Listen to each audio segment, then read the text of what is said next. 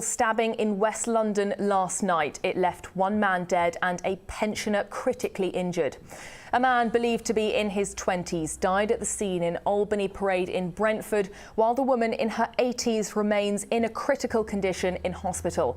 The man in his 30s has been arrested on suspicion of murder and of attempted murder. Celebrities have shared their support for Britney Spears as her conservatorship was ended after nearly 14 years. Heiress Paris Hilton has told her nearly 17 million Twitter followers that the ruling was so long overdue. Singer Cher also voiced her support on the platform. The pop superstar had been fighting to end the complex legal agreement she was placed under in 2018. It was amid substance abuse and mental health issues.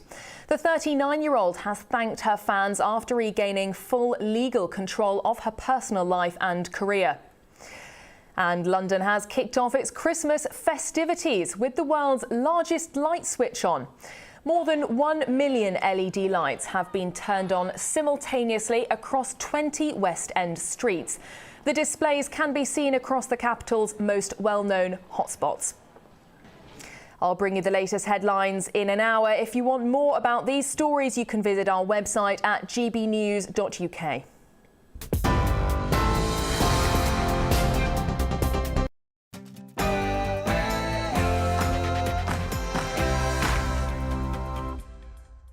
Hello and welcome to We Need to Talk About, your weekend fix where I pose a question that needs plenty of time for discussion. And today, we need to talk about men.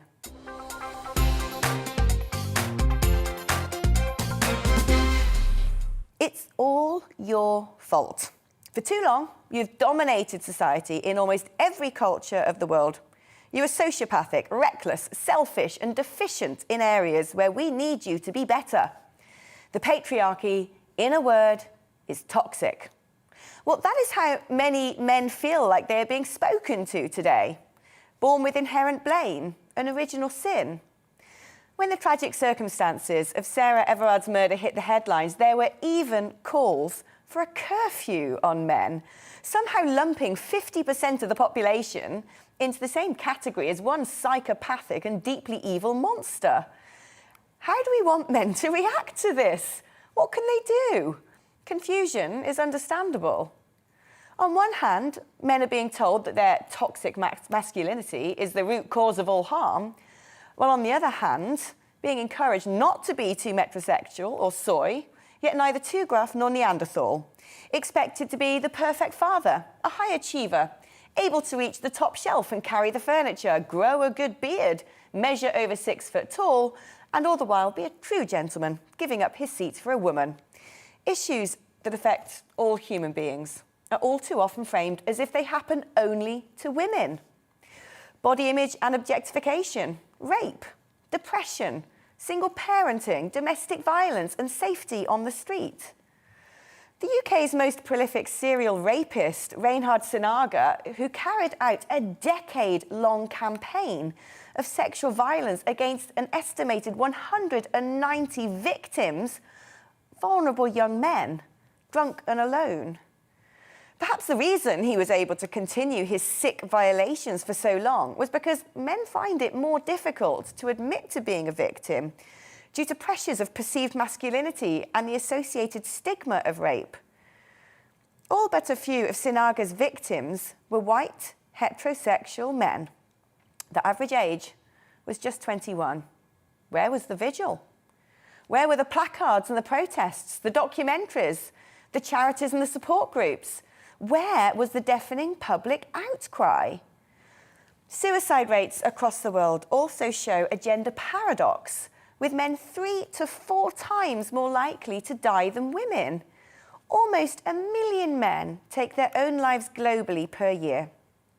In Britain, suicide is the single biggest killer of men under 45. Men are twice as likely to be victims of violent crime. Well, yes, the perpetrators are also more likely to be men, but does that eradicate the plight of those who have suffered? Academically, the attainment gap between girls and boys continues to widen. Recent national curriculum assessments show that almost 3/4 of girls reached expected standards in core subjects, compared to just under 2/3 of boys. When it comes to disadvantaged youths getting sucked into violent gangs, 90% are boys. Does this make men the perpetrators or the victims, or both? Meanwhile, gender dysphoria occurs in 1 in 30,000 males compared to 1 in 100,000 females. Almost 1/3 of men report body image issues, with 1/10 saying they had experienced suicidal thoughts as a result. Yet, objectification is often perceived to be a woman-only problem. We send more men than women to war, sacrificed in their millions to protect us all. Men are 10 times more likely to be killed at work, often dominating dangerous professions. Meanwhile, women live an average 10 years longer. Men fall ill younger and are more likely to suffer chronic illnesses. They often have poorer diets and pursue risky behaviours such as alcoholism and smoking. Yet women are more likely to seek medical help. When it comes to health, males are the weaker sex throughout life. Yet over recent years, rhetoric surrounding men has coarsened, from mansplaining to manspreading to toxic masculinity to dismantling the patriarchy. Rather than the cause of feminists being one of egalitarianism, it can sometimes feel like the end goal is that of punishment. There should be no battle of the sexes, but harmony. We all need good guys in our lives, and boys need good men too. Role models, champions, sponsors, friends. Instead of beating them down, isn't it time we raised them up? Today, we really need to talk about our men.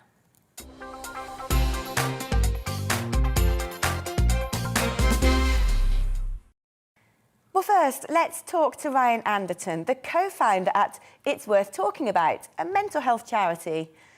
What are the pressures specific to men nowadays? I think men have always had lots of pressures on them. You go back to the stereotypical role of a man being the provider, the breadwinner, the father, and that's still prevalent today. However, like you've mentioned, women are also now being mums and career women, and that's added a lot of socio-economical pressures to men as well as us now being under lots of pressure and encouragement to talk about our mental health and to be the new metrosexual man that lots of society is now expecting us to be. Men and women are under lots and lots of pressures in today's modern world, but it does seem that men are becoming very much a second-class citizen. Do you feel like very often, as I said in my opening monologue, there are issues that affect both men and women, but all too often we only ever talk about women as the victim. We forget when it comes to rape that men are victims. We forget that when it comes to domestic abuse, men are victims. I mean, by all means, men might have more physical might, but there are plenty of men living with controlling female partners. The biggest ones that I've encountered personally was going through the family court system. And I found that very, very difficult. When you look at family courts, the majority of men are deemed to be the perpetrator of certain crimes or certain behaviours.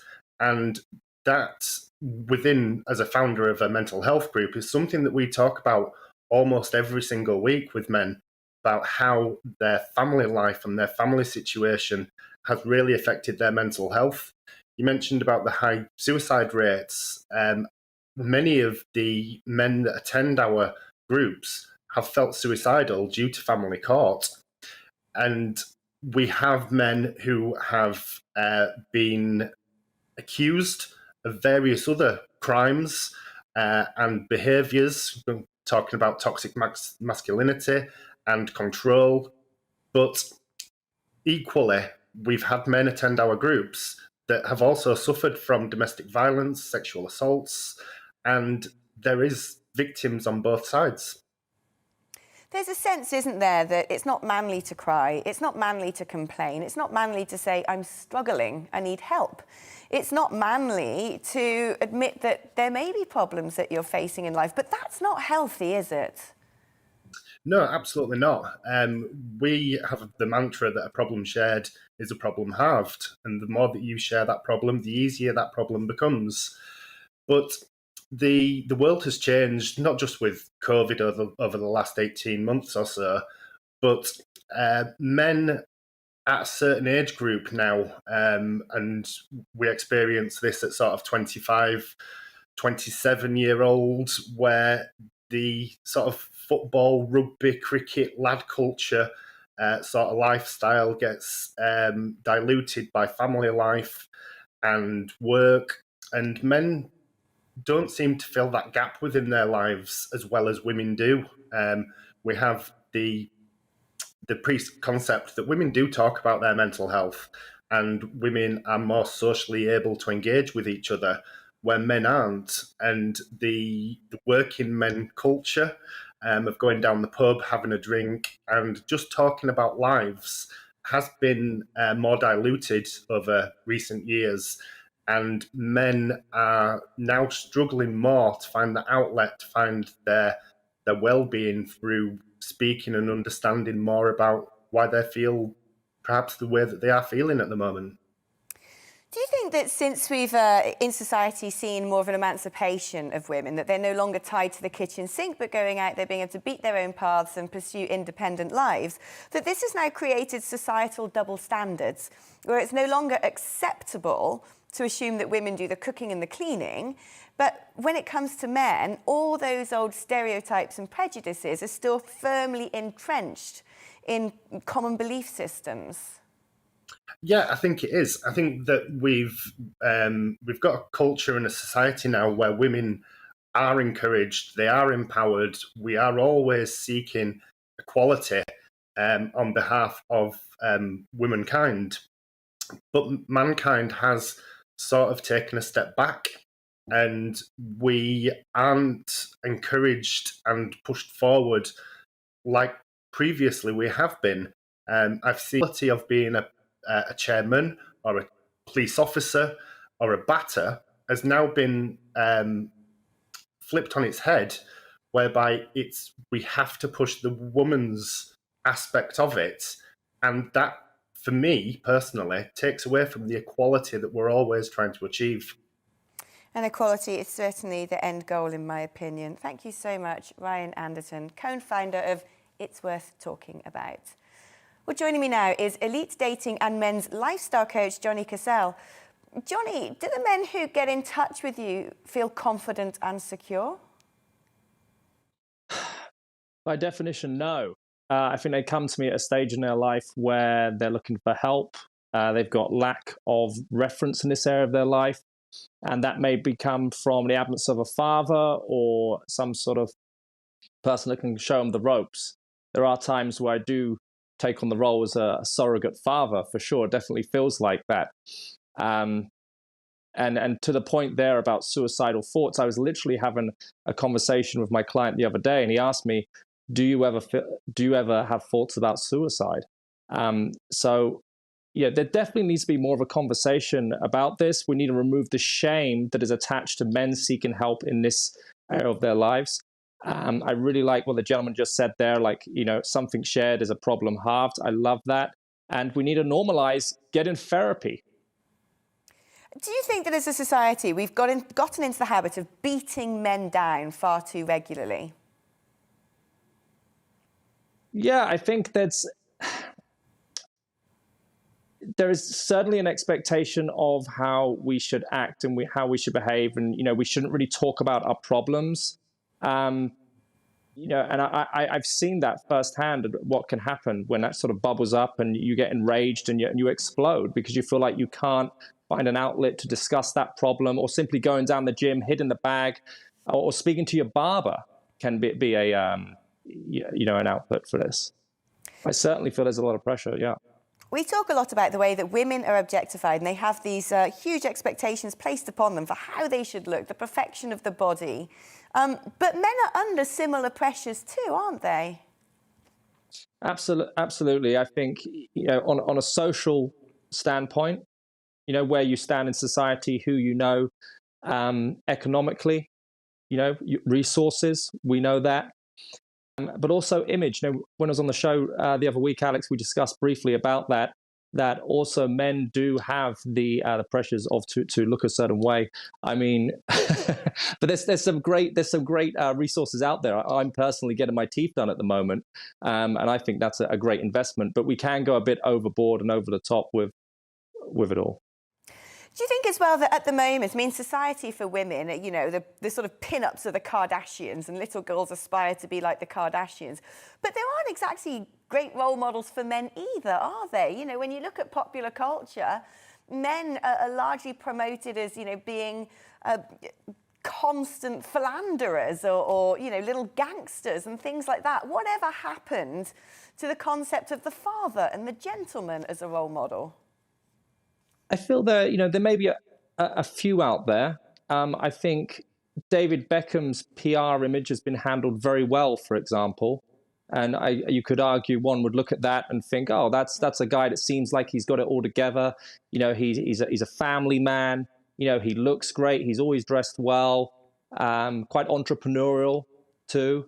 I just think great men don't typically make the pages because it doesn't really sell a great story. But someone that is ran off the rails, so to speak, it makes you want to pick up the paper and have a bit of a read. With women, if they go out there and they feel quite liberal when they go after what they want sexually, unfortunately, I feel like society is getting better, but we're still kind of shaming that. With men, we're kind of celebrating it, and we're still kind of stuck on that sort of that image of a man. Johnny, thank you so much for coming back on the programme. Always a delight to have you on. That's Johnny Cassell, elite dating and men's lifestyle coach. Well, joining me now is best-selling writer and mental health campaigner Rachel Kelly. Now, from a woman's perspective, do you think we're being fair on men? Well, I suppose listening to your debate, what I think is that it's not either or. I don't think it has to be a kind of judgmental thing that are women being fair, are men being fair.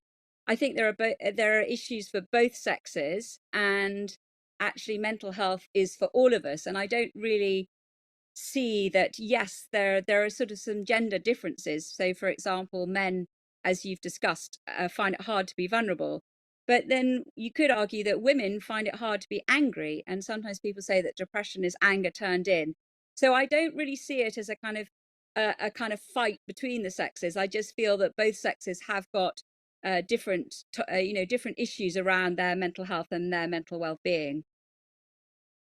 And in terms of when it comes to the genders previously had very established roles, traditionally in society, women looked after the home and half men went out as the breadwinner. Do you think since that has changed, that women might have been given a lot more independence and encouragement, but men don't really know what their position is anymore and what their value is? Yes, I think that's true, and I think that's why mental health for men as an issue has come to the fore. And it's absolutely right that we do focus on men because, as you established, they are at the highest suicide risk. The most likely people to commit suicide are middle-aged men, people in their 50s. And if you the data shows that a lot of them do feel rudderless. They aren't quite sure about their identity, their role in life. And as you say, because women have changed and we're now in the workplace, and that has put a sort of uncertainty around a kind of where do men stand. And I think with all changes, what tends to happen is it's a bit extreme at first, in the sense that this kind of sense of uncertainty is kind of prevalent. But I do think it will adjust. I remain optimistic that we don't have to look at this in a kind of adversarial way, that we both sexes kind of need to find a way through these changes, and they will. I'm optimistic about it. I think there tends to be a sort of common perception that women really want to find a man, have a relationship and settle down, and that men are increasingly less interested in that because they've got far more options and opportunities. But do you think that's true? Do you think there are lots of men out there who really want to have that anchorage and struggle to find a mate and go through the same sort of heartaches and roller coasters of ups and downs emotionally as women do?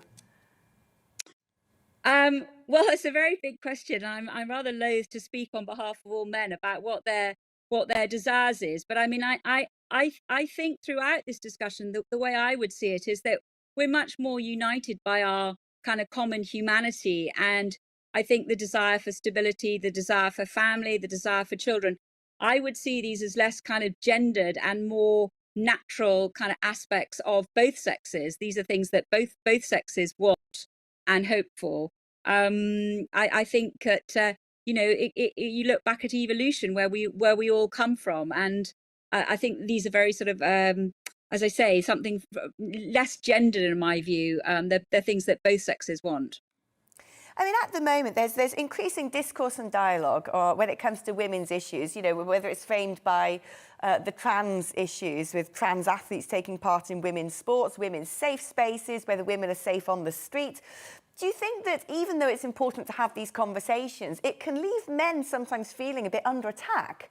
Like when women want to talk about these issues affect us, men automatically go, well, you know, hold on, I'm not to blame. I'm not one of the bad guys. Do you think that that potentially is quite a corrosive effect on men?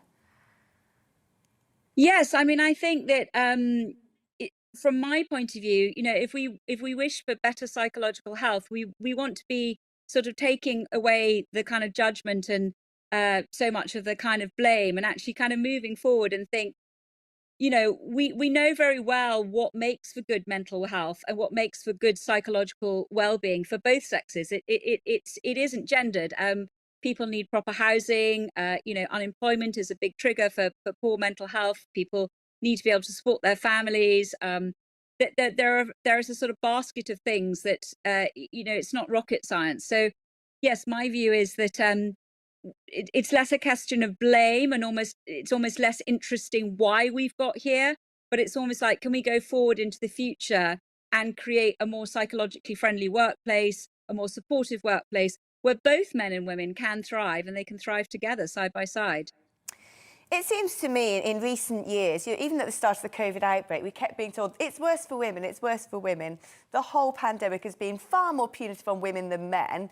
But that's not helpful, is it? Because that's not necessarily true. And do you think our sort of eagerness, or perhaps it's mainstream media, I don't know, their eagerness to always frame things from a woman's perspective and look at women as somehow through the lens of victimhood, that in doing so, we're ignoring issues that actually really affect men, and perhaps uniquely men?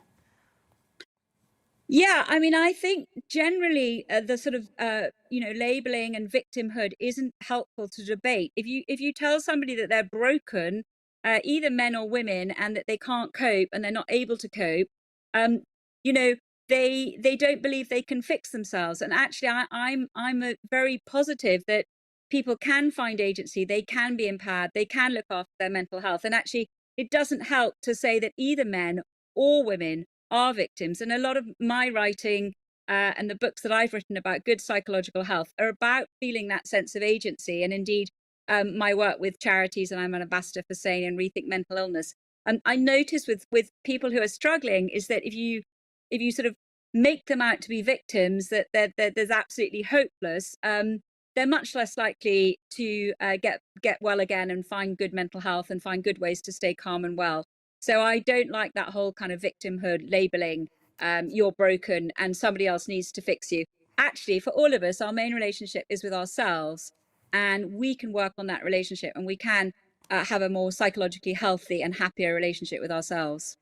And do you think that 21st century critique of men on some level has contributed to this sort of perception by men that they're being emasculated or neutered?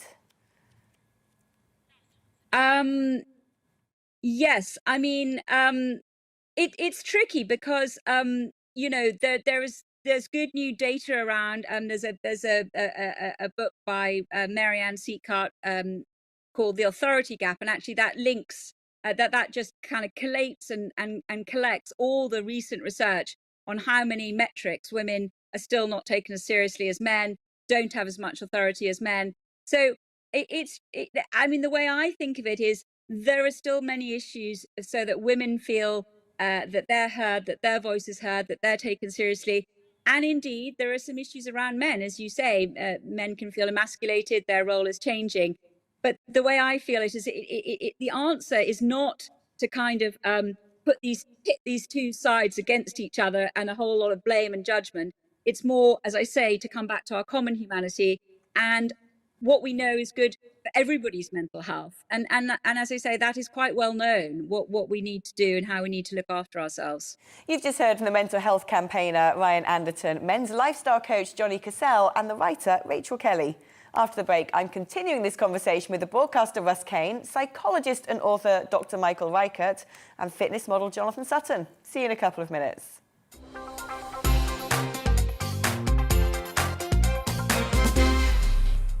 You're watching GB News live across the UK and the world on our digital stream. GB News is Britain's news channel. We are the UK's home of discussion and debate from all perspectives. We are here for you. Don't forget to join our YouTube community by clicking on that subscribe button. And if you want the GB News app, you can click and catch up on programmes anytime. We love to hear from you, so email us. gbviews@gbnews.uk. Thanks for being part of the GB News family. My name is Andrew Doyle. Join me every Sunday evening at 7 p.m. for Free Speech Nation. This is a show where we address current affairs and news stories of the week with the help of two wonderful comedian panellists. I brought in comics because I want to give it a lighter edge, and also they work for less. See you there.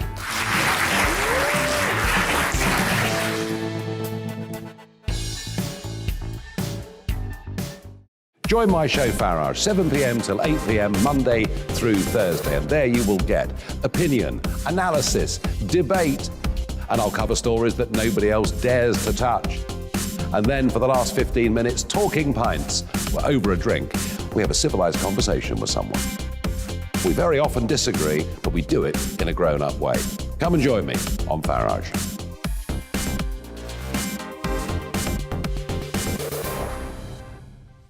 I'm Colin Brazier. I've reported from more than 70 countries around the world, covered wars from Afghanistan to Iraq, from Lebanon to the Balkans. I'm trying to bring that experience, that feel for events, to the studio. And something else, I'm ready to give an opinion. Today's stories with a spark. Brazier from 8 p.m. weekdays on GB News. Join us for Political Correction. We're here every Sunday to correct politics and put you, the people, back in charge. We talk about all areas of the United Kingdom, including Northern Ireland. Our debate goes way beyond the Westminster Village. It's about the real country. It's about your opinion. So please, we want you to tell us what you think. This is Political Correction. Every Sunday morning from 10 a.m. here on GB News.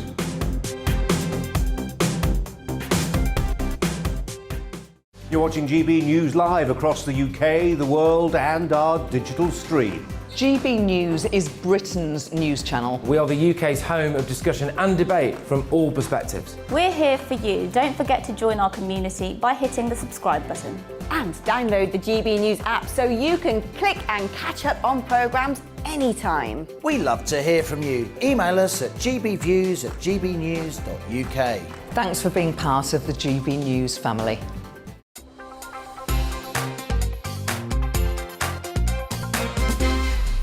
Most of us know the programme Take Me Out, when a man comes down the love lift to prance and preen in front of a row of braying banshees, picking over his pecs and mocking his mediocre talents. Yet could you imagine the reverse, where a rowdy pack of lagerlouts jeer and swoon over a parade of scantily clad women? Look, I'm not saying it doesn't happen in Magaluf, but there would be hell to pay for a TV producer who suggested this for a primetime show. What if the Diet Coke man hosing down his exposed chest while swinging from a can was instead a busty blonde? It all smacks of double standards, doesn't it? When it comes to gender stereotypes and prejudices, One could easily get the impression that women are always the object and men the villains of the piece. Yet inequalities swing both ways. Have we risked fomenting a generation of men who now feel so misrepresented and criticised that the respect women so often demand from them feels hypocritical, to say the least? To make good husbands, fathers and sons, surely we need to appreciate, respect and love our men, not browbeat, blame and belittle them.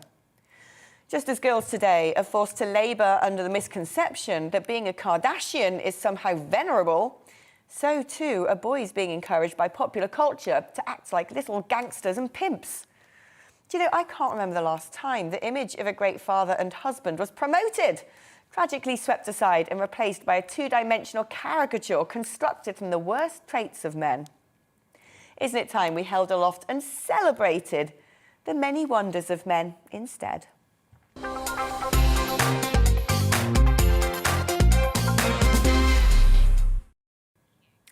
Well, joining me now is developmental psychologist and author of How to Raise a Boy, Dr. Michael Reichert. Do we need to be doing things differently, do you think? Hi, Alex. Nice to be with you. Well, in fact, we are doing things differently. You know, my work in the field of boyhood studies has really helped me to see clearly. I've been in the field for 30 years, and over the course of that long period, I've seen remarkable changes in how we understand the science of male development. Things are changing in education, things are changing in physical education, sports, things are changing in criminal justice systems. We are understanding better and better, I think, what it is that boys need in order to flourish. And we're finally calling out what I call the routine casualties and losses of boyhood that have characterized boyhood for generations. So, you know, do we need to celebrate the positive? I actually think that in this period of challenge and contest, what's fermenting is a clarifying perspective on the human natures of our male creatures, our sons, our husbands, our fathers, our friends.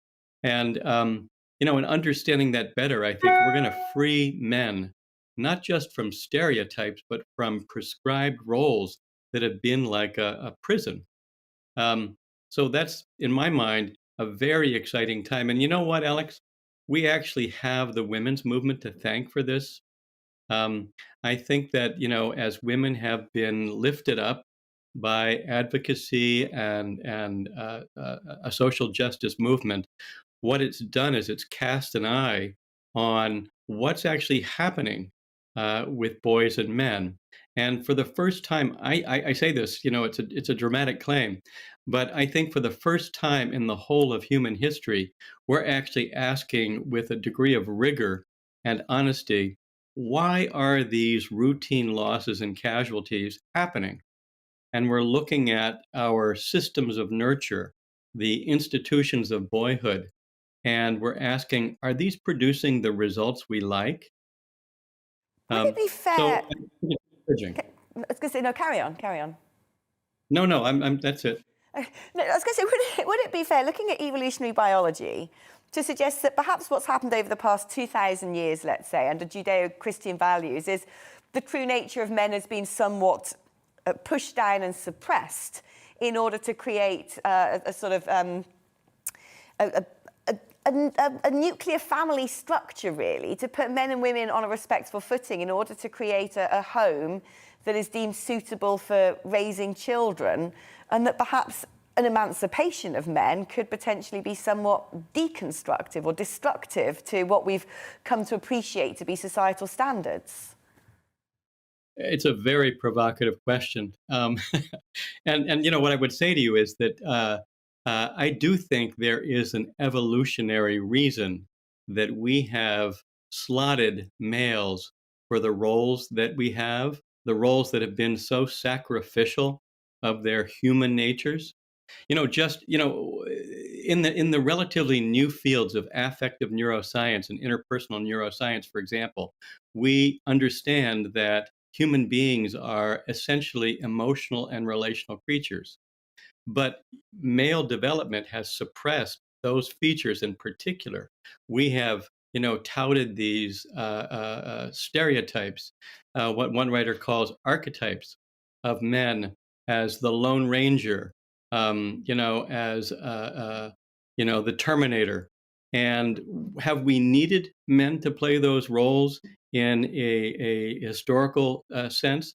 I don't know the answer to that. I just know that one historian of childhood maintains that each generation improves its understanding of children, and that is an engine of progress in societies generally. So what I would say is things are getting better. I see all kinds of signs of that, not just in boys' lives, but in men's lives. Will it emancipate men from roles that have cost us dearly? I think absolutely. And in terms of raising children, raising a boy, do we not need to promote the concept of the father figure? Because certainly in Western society, there's a lot of critique over boys and girls growing up with absent fathers. And it does seem very often to be the case that perhaps because biologically it might be perhaps easier for a man to leave the family rather than a woman, although I would stress that that is not always what happens. But how do we make sure that children are given the correct role models and that good fathers are out there and that men are perhaps encouraged to pursue this model? Yeah, the whole notion of role model theory being how a child learns to fulfill his destiny. I think that whole idea is suspect. In my experience, each individual person is unique, and the emancipation that may be in store, that may be underway with respect to boys and men, actually might free us from prescribed roles altogether.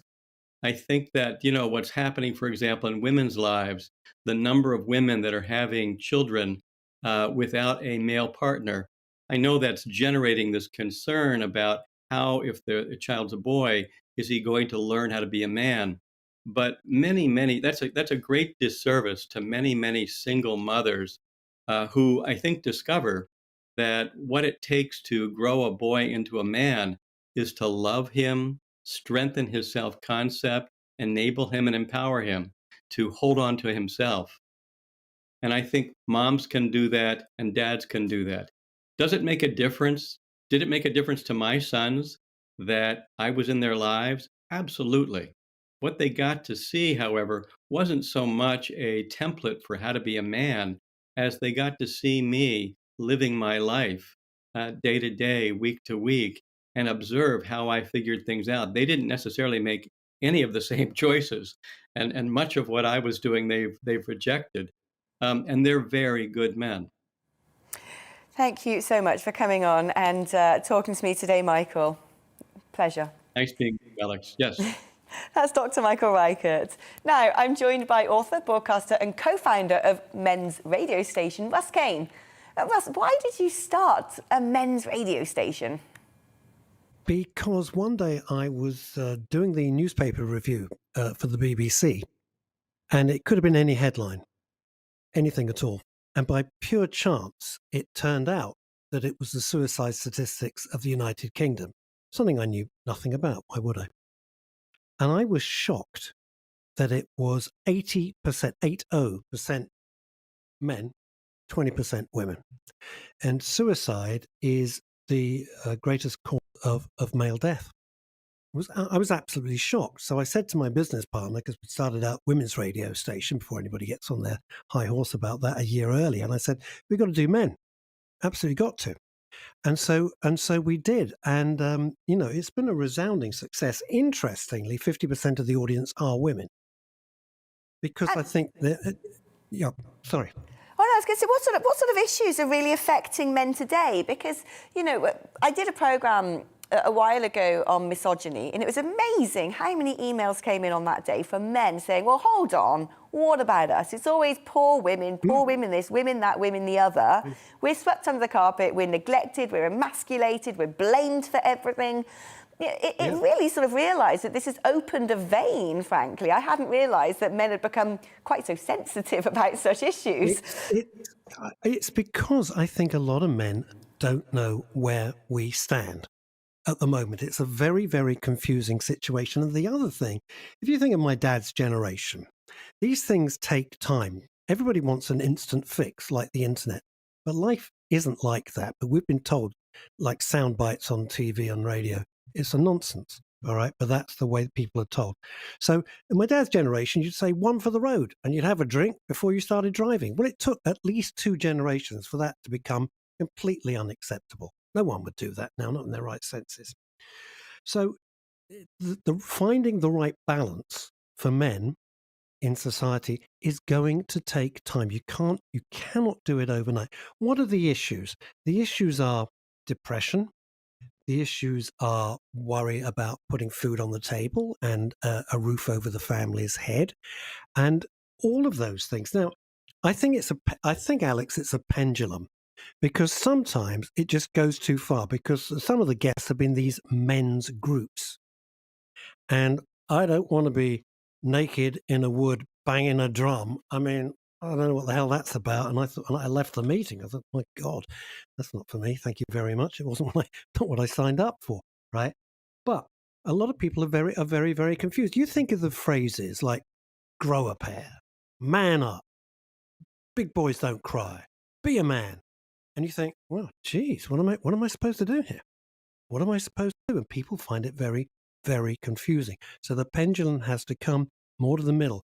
And then I think everyone needs to find their place and work things out. That's where we're at. But the reaction to men's radio has been quite extraordinary. And it's many of the themes I never thought would come up. And also the main thing, and I am going to say this, and I'm sorry to be controversial, you may well agree, women, without doubt, if they go out with their pals and you have a drink or a coffee and they'll say, Alex, how are you? And you'll go bang, bang, bang, bang, bang, and you'll be real. You'll say what's going on in your life. Blokes go out and they go, how are you? Oh, great. They're not. They bottle it all up. That bottling it up can lead to depression, and that depression ultimately can have a horrible end result. So the whole thing is, I came up with the subtext where men really speak, because they thought, well, I can't really talk. It's weakness. Well, it's not a sign of weakness. I mean, the whole thing about men's radio is to try and remove the stigma. It's about well-being as well, and all sorts of loads of other things. Removing the stigma about mental health. It's not weak. It's not weak to have problems. It's not weak to be depressed. These are real anxieties. And I think just having a platform, and I wanted to create, which is so important, one where they had the time to talk. I don't like safe space. It's too Californian for me, but I do like non-judgmental, an area which is non-judgmental. You can come on, say how you really feel, and there won't be people wagging a finger at you and say, whoa, you're not right. Because it's their opinion, right? That, doesn't mean you have to agree with it, but it's their opinion. And that's how they're feeling. Now, I mean, traditionally, there's the old adage, isn't there, that women are from Venus, men are from Mars, and one side can never quite get to grips with what the other side wants or needs or is thinking. Yeah. So look, men come in all sorts of shapes and sizes with different sort of objectives and ambitions and influences in their life. Sure. But if I had a question for men, my big question is, what is it that you want? Do you want to be free and single gallivanting around the world, or do men crave having a wife and children and that sort of anchorage? Do you know what the great myth is, Alex? I think the great myth is that women think that when guys get together, they discuss football, which I never do, cars, and that's it. They don't. They actually talk about real issues. And most guys, no, they don't want to be a playboy of the Western world. They want a family life. That's what they love. They want a partner that they can trust, rely on, and is an equal partnership. They want kids that they can love. I'm blessed. I got 4 kids, and they're fantastic. You'd expect me to say that, but I will. And it hasn't been easy for them. And That's what most men want. This great myth of they want to be, driving around in a sports car with some idiot from, Love Island in the passenger seat. It's a nonsense. The guys actually don't want that. And if they do, they're probably about 20, 25 and very shallow. And that's not representative. They're about 35 these days, so you've got to wait to get into your 40s to grow up. That's just my opinion, Maybe I'm a little bit bitter, Russ, I don't know. Russ, it's been so much fun talking to you, dear. Lovely to hear your dulcet tones. It's been a delight. Bless you. Thank you, Alex. I appreciate it. Thanks for inviting me on. Yeah, we'll have you back soon. It's been great fun. Okay, anytime. Okay. Cheers, Russ. Bye-bye. Well, joining me now is writer and fitness model Jonathan Sutton. Now, Jonathan, you worked in the finance sector when you won a modelling competition on ITV at the age of 39, and it's been all change for you. What prompted you to do that? I think really I just wanted to do something with... I'd spent sort of 2 decades, the best part of 2 decades, working in data, in finance for the big banks. And I decided that I wanted to do something with that sort of knowledge and that... I've just seen my lovely image come up on the screen. I wanted to do something with that kind of knowledge and that data and that analysis that was a bit more meaningful and a bit more helpful towards people. I noticed that a lot of men, I'll be honest, when I was growing up, were struggling with all kinds of issues, societal issues, really, I guess. So addiction, depression, alcoholism, things like that, criminality. Very much things that tend towards men more than women. And I started writing about it. I started writing about how I thought men could help change their patterns and find a more sort of positive way of attacking life. And I decided to leave my job and write full time. And at that point, I was writing about mental and physical fitness. And I was challenged to enter an underwear modelling contest against 2,000 lads half my age, and was lucky enough to be crowned the winner on live TV. Well, there you go. We all do love a dad bod, that's all I'm saying. But in this day and age, we always talk about issues such as objectification, body image, being issues that really affect women. But that's not always true, is it? Do you think that as a result of constantly focusing on women, but potentially as a victim, A, we're not teaching women resilience, but B, we're actually expecting men to be far, far, far too resilient because we're ignoring their problems? Yeah, I think so. I mean, we do tend to largely ignore a lot of men's problems, but I think one of the reasons that we've ended up in this situation where we think there's a crisis in masculinity is literally because there's a crisis in social media, and everything sort of gets overblown on there. What I've noticed in particular with the sort of the whole male-female masculinity femininity argument is that there's a lot of people on social media nowadays that they go on there to start an argument. They need to pigeonhole someone. They need to tick a box. So anyone who shows any kind of even remotely traditional masculine values tends to be labelled as toxic male, and anyone who doesn't tends to be labelled as, I don't know, a snowflake or whatever word is used these days. And I think that is where the problem lies. I don't think these problems truly exist in society. If I go out and I go down the pub and I talk to female friends, I don't feel like I'm under attack. I do feel like I can talk openly. I do feel like men in general do talk more openly. I think there's a little bit of a myth that men keep their feelings inside. I think they just come out with it in a different way, sometimes with anger, sometimes with a rant. I can assure anyone that if you walk into any pub which is full of men, 90% of the time you'll hear someone ranting about how bad things are in their job, at home, and in other walks of life. Now, I was lucky. My dad was my role model growing up, and Dad is and was, when I was growing up, an artist, a poet, a writer. So I was learning that kind of stuff at home and in school. It was my interest in school, but outside of that, I was also kickboxing and keeping in shape and the likes of it. So I always had that balance, and I think that's a good message for fathers to take home, if nothing else, that you don't need to push your sons towards these sort of traditionally masculine roles. They'll find them anyway if they want to. We're stuck in a strange place, aren't we, in the 21st century? Because all of the sort of old-fashioned values of the woman stays at home and cooks and the man goes out to work and, you know, marriage is almost a business model. Well, that's kind of all been blown away now. Women can vote and work and, well, frankly, do whatever we want. Has that left men feeling without purpose? Or has that in some way been rather freeing for men, that they no longer have to worry about necessarily being the breadwinner? Well, I'm not sure it's all that new. I mean, when I was growing up in the 80s, my two sort of favourite macho movies, for example, were Alien and Terminator, both with a strong female lead. In the 90s, my favourite macho movie was Point Break, directed by Catherine Bigelow. Even today, my favourite MMA fighter is Thug Rose Namajunas.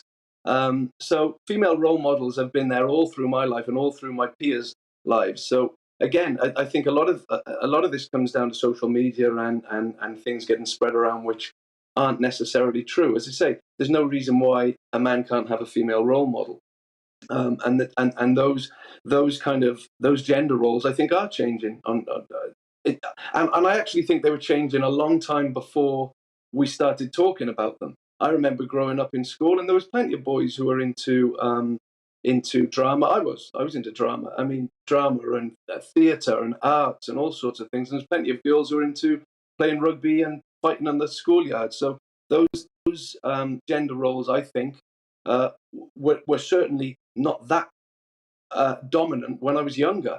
Let alone now. I think what's happening now is that we're calling more attention to those sorts of roles. You've just heard from the psychologist Dr. Michael Reichardt, the broadcaster Russ Kane, and Jonathan Sutton, a fitness model and writer. Coming up, we're giving the final word on this conversation to you, the viewer. Your take right after this short break.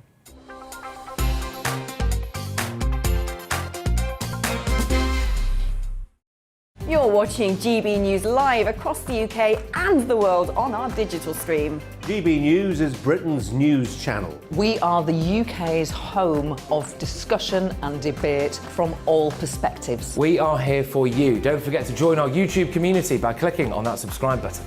And if you want the GB News app, you can click and catch up on programmes anytime. We love to hear from you, so email us. gbviews@gbnews.uk. Thanks for being part of the GB News family. My name is Andrew Doyle. Join me every Sunday evening at 7 p.m. for Free Speech Nation. This is a show where we address current affairs and news stories of the week with the help of two wonderful comedian panellists. I brought in comics because I want to give it a lighter edge, and also they work for less. See you there.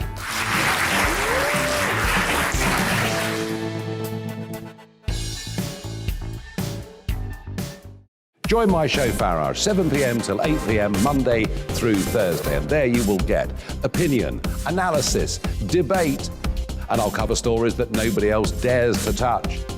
And then for the last 15 minutes, talking pints. We're over a drink. We have a civilized conversation with someone. We very often disagree, but we do it in a grown-up way. Come and join me on Farage.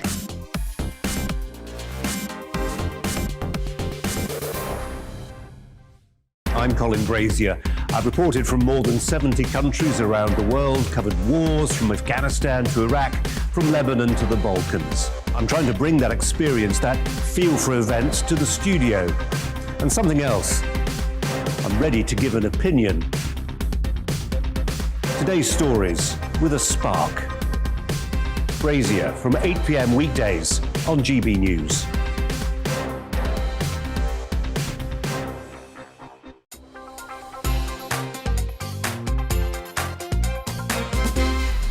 It's time for you, the viewer, to have the final word. David says, men suffer mental and physical abuse just as much as women. In today's world, I am a white man and I'm a threat to women in some people's eyes.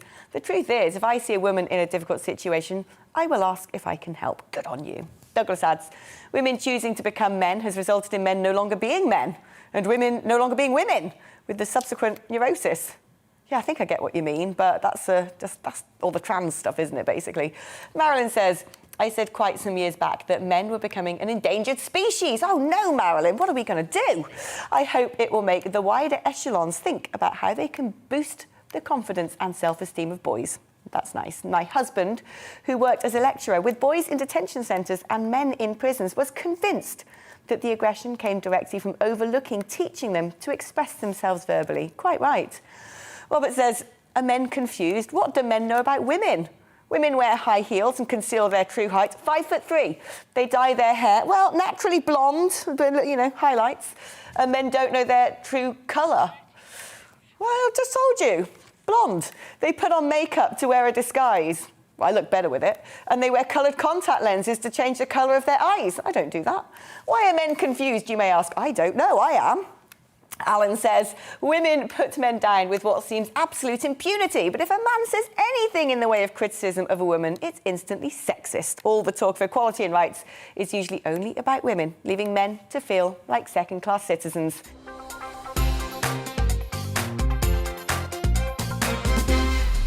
I'm Alex Phillips, and you've been watching We Need to Talk About. And for the last hour, we've been talking about men. Every Saturday and Sunday at 5 p.m, I'll be bringing you a conversation that needs much more than just a few minutes of discussion. During the week, on my show, The Afternoon Agenda, We Need to Talk About is a daily feature. That's at 4 p.m, Monday to Thursday. That's it for today. See you next time.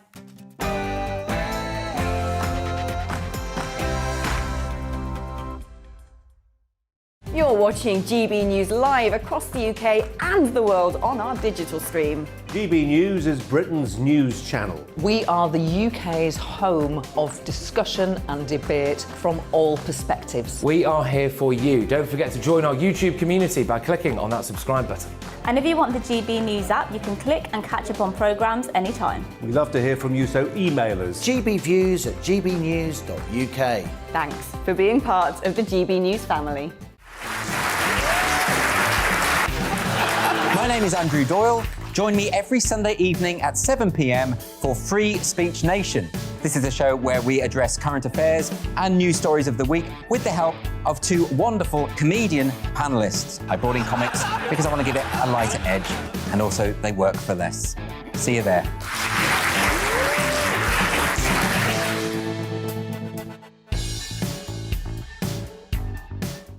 Join my show Farage, 7 p.m. till 8 p.m. Monday through Thursday, and there you will get opinion, analysis, debate, and I'll cover stories that nobody else dares to touch. And then for the last 15 minutes, talking pints. We're over a drink. We have a civilised conversation with someone. We very often disagree, but we do it in a grown-up way. Come and join me on Farage.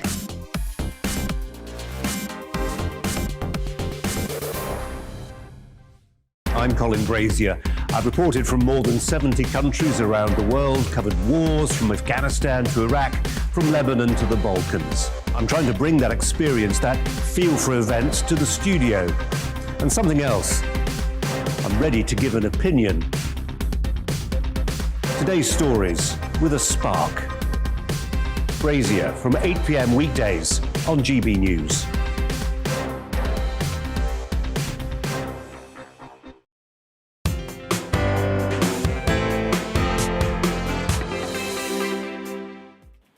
Hello and welcome. I'm Nana Akweer, and for the next 2 hours, me and my panel will be taking on some of the big topics that are hitting the headlines right now. The show is all about opinion. It's mine, it's theirs, and of course, it's yours. We'll be debating, discussing, and at times we will disagree, but no one will be cancelled. So joining me today is Conservative commentator Calvin Robinson and also comedian Leo Carr. Sorry, Leo. First, let's get your latest news headlines.